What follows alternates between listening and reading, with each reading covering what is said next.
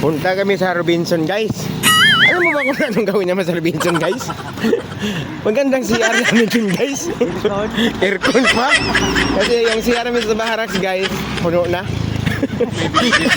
Piniginip na marami sago. Pasintabis ako makain dyan. A few moments later.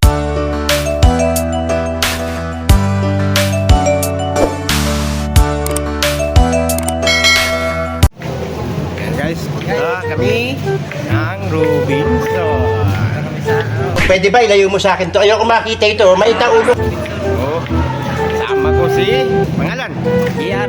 JR. Ako si ano pangalan ko? Si Idol. Ayun. Pogi nito.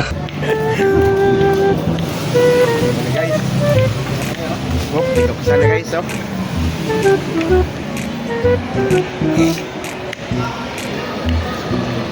Ganda niya sa picture, guys. Kapogi ang idol dito. Pwede no?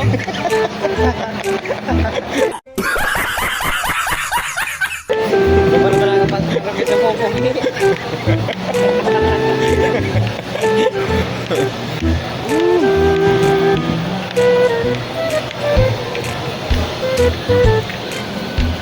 Formal guys, oh.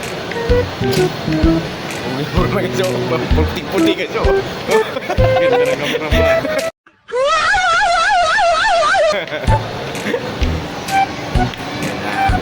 One hour later.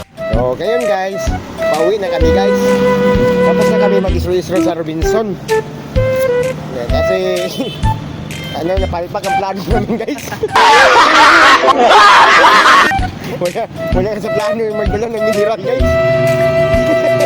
Akala kasi namin guys, nandun pang tapo. Naku, pagpasok namin guys, wala nga tisyo. Ano namin pag ano sa puwit namin guys. Nakakahiya kasi.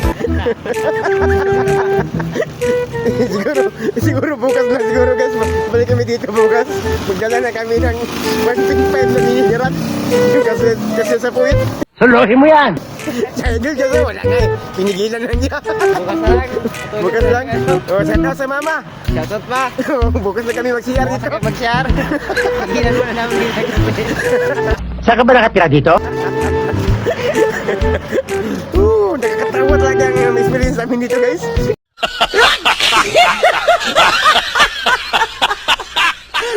Palpag ang plano. Palpag ang plano guys.